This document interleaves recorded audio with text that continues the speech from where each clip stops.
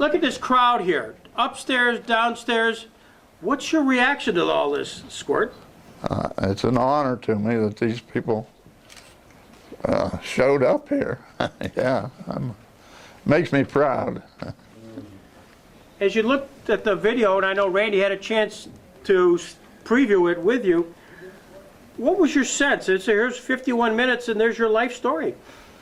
Oh, it was wonderful to me. What you fellas have done is amazing to me. I don't understand enough about it, but to me it's wonderful. And probably there's some other race drivers who are as deserving in other circuits that just wish they had some people with the interest you guys have. He was as much responsible as I was for getting the car ready and being at the tracks and racing. And he's passed now, but he was a great guy and everybody's friend. And I think my father was my role model, and yeah, I was honored to work with him and be his helper for years. And you know, I was kind of a misfit, not a misfit, but when I went up to State Line to race, or Erie's, I was from far away. As a matter of fact, they called it Squirt Johns from far away Brockway. So I didn't get to mix with the other guys except at the racetrack. Tom Dill, I don't know whether it's because he didn't work on his, do the tin work on his car, but he had no fear, and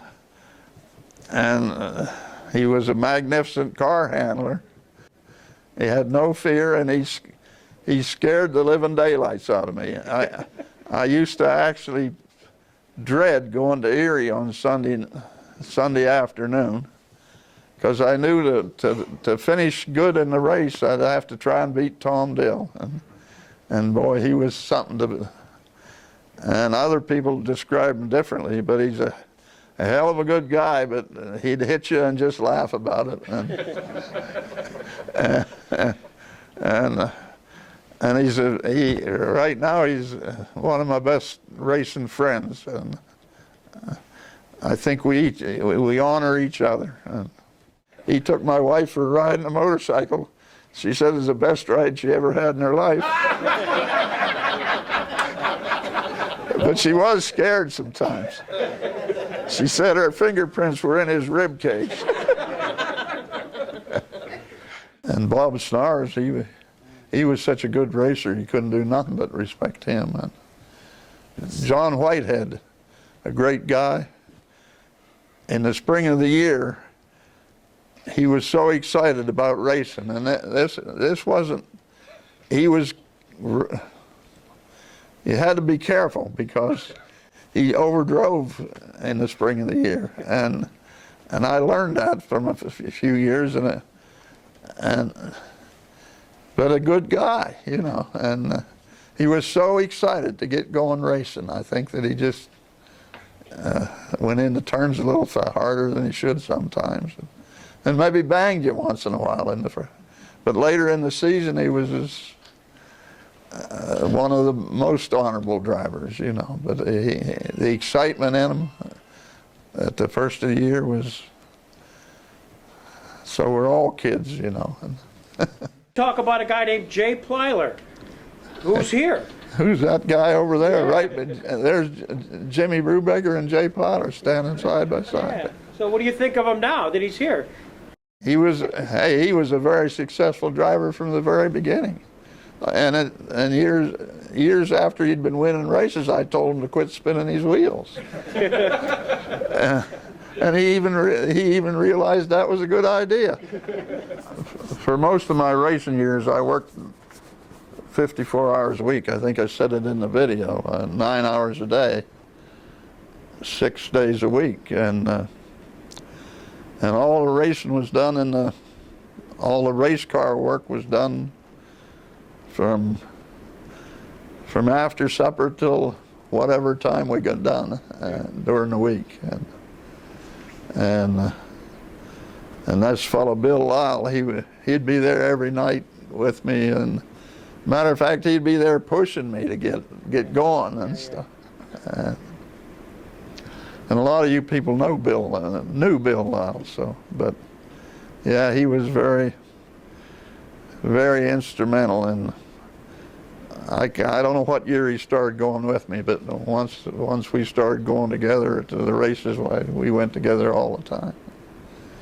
I don't believe he ever missed a show. I was too after that. And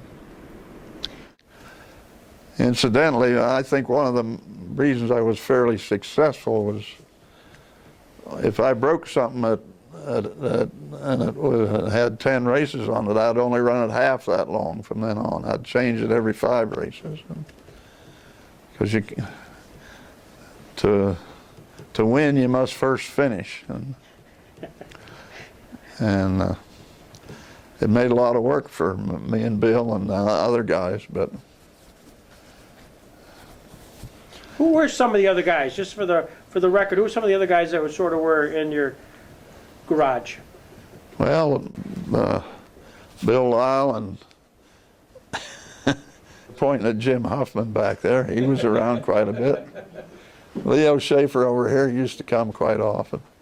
Ben Himes would come quite regular, and he's another good guy that he's passed now too. But who was our driving force behind the whole crew?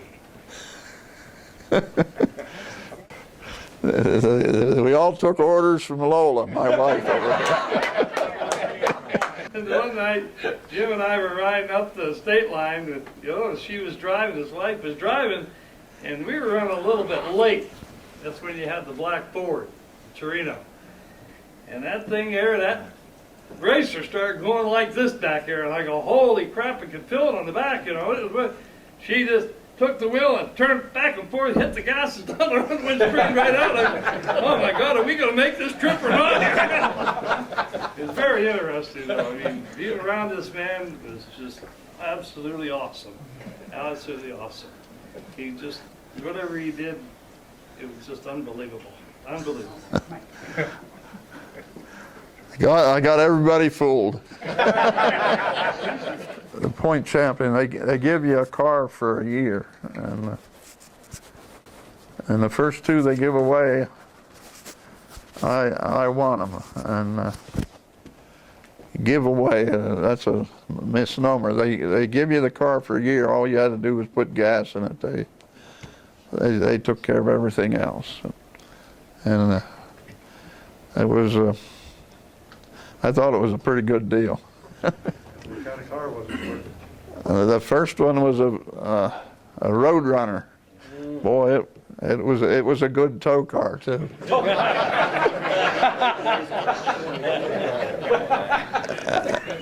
and the second one was a yellow fastback Mustang, and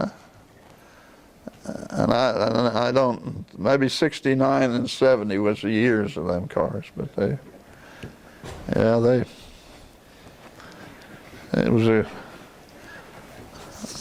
I enjoyed my racing up there, that's for sure. Wonderful times. I've had a wonderful life. I'm honored that all you people came. And I call myself the luckiest guy in the world, and I really feel that too. Well, we're pretty lucky to have you here and to share your experience through the movie, and what a bonus to have Squirt Johns. Ladies and gentlemen, Squirt Johns. Thank you. I'd like to say there's probably as much food left as there are Squirt DVDs, so you can sign up for cookies. They'll mail them to you. Thank you, Squirt. Yeah, thank you guys.